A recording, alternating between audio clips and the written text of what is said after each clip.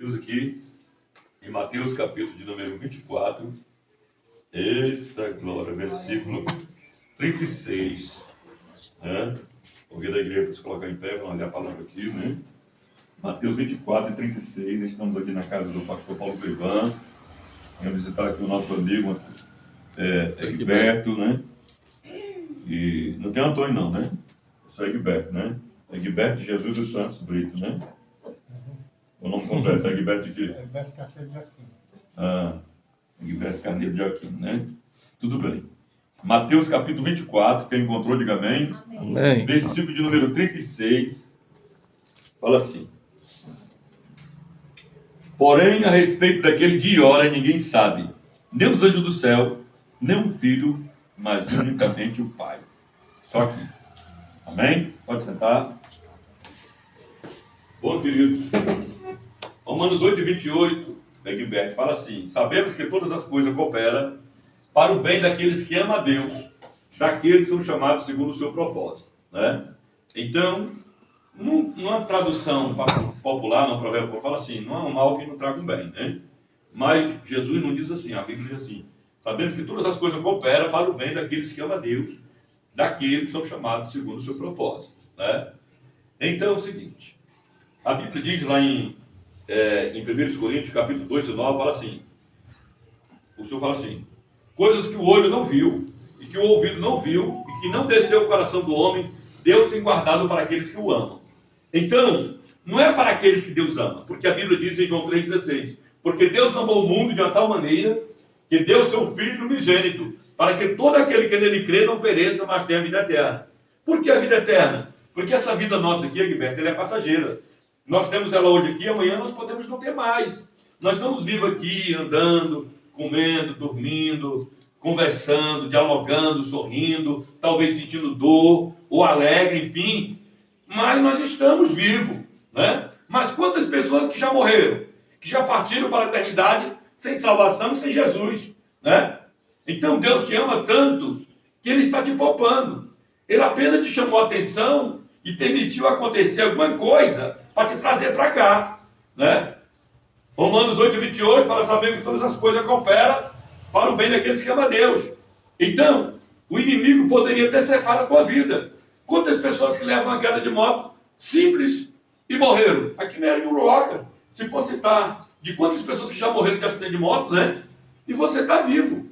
Essa queda você poderia ter batido a cabeça no chão, quebrado e ter morrido. Podia ter quebrado o pescoço? Não, só quebrou o pé. Por quê? O Senhor falou assim: eu vou pegar o pé dele, porque eu quebrando o pé dele, ele não vai andar muito. Ele vai ficar parado, ele vai ter que me ouvir agora, né? Aí o Senhor te trouxe para onde? Para aqui, para a casa do pastor, teu irmão, que está aqui servindo o Senhor. Aí Deus traz a dona Antonieta lá de Fortaleza também, né? Para cá, para ouvir a palavra. Então, a dona Terezinha, né? Terezinha, Pode, não tem problema não. Perdão, Terezinha, perdão. Então, escute. E aí está todo mundo reunido aqui em nome de Jesus. Jesus, para ouvir a palavra. Jesus falou: onde está 2 ou 3 reunidos em meu nome, ali eu estou no meio deles. Então nós temos certeza absoluta que o Senhor está aqui nesta manhã. E aí, Egberto, eu sei que nesse momento você não está podendo ir lá na igreja, mas a igreja vem aqui. Você não está podendo ir ouvir a palavra lá, mas a palavra vem aqui. Ou seja, Deus te ama tanto que te poupou da morte. Apenas quebrou o pé vai emendar, daqui a pouco está andando de novo. Mas vai andar para onde? A pergunta é: para onde tu vai agora quando ficar bom? Vai continuar seguindo no mesmo caminho? A Bíblia diz em Provérbios 14, 12: há caminhos que ao homem parece direito, mas o final dele conduz à morte. Se continuar no mesmo caminho, no caminho largo, vai morrer. A Bíblia diz lá em Mateus 7,13, Jesus diz: entrai pela porta estreita, porque larga a porta, espaçoso é o caminho que conduz à perdição, e muitos são os que entram por ela.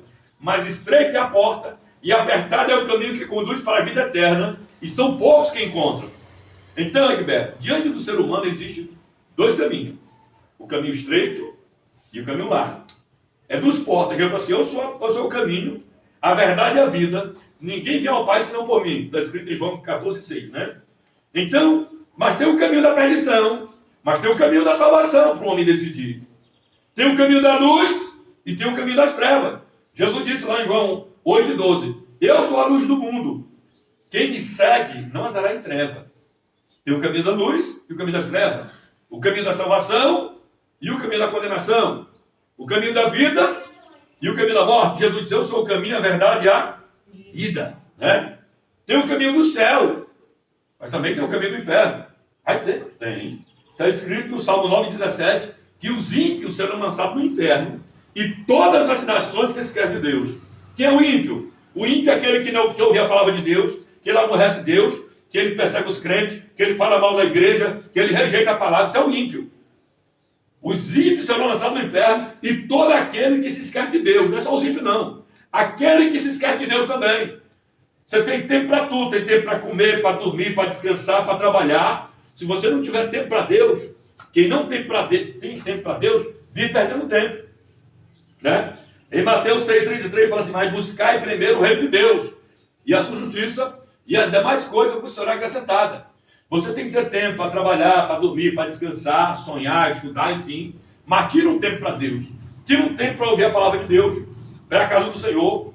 O salmista Davi falou assim, lá no Salmo 122. Alegrei-me quando me disseram, vamos à casa do Senhor. Ou seja, Davi tinha prazer de ir à casa de Deus, para ouvir a palavra de Deus, para louvar o Senhor. Ele falou lá no Salmo 27,4, então assim, ó, uma coisa pedi a Deus e a buscarei, que possa morar na casa do Senhor todos os dias da minha vida, para contemplar a sua formosura e aprender no seu templo. Então ele tinha prazer. A Bíblia diz lá em Lucas, capítulo de número 2, versículo 37, que Ana era uma mulher de quase 84 anos de idade. E ela não se cansava de dia e de noite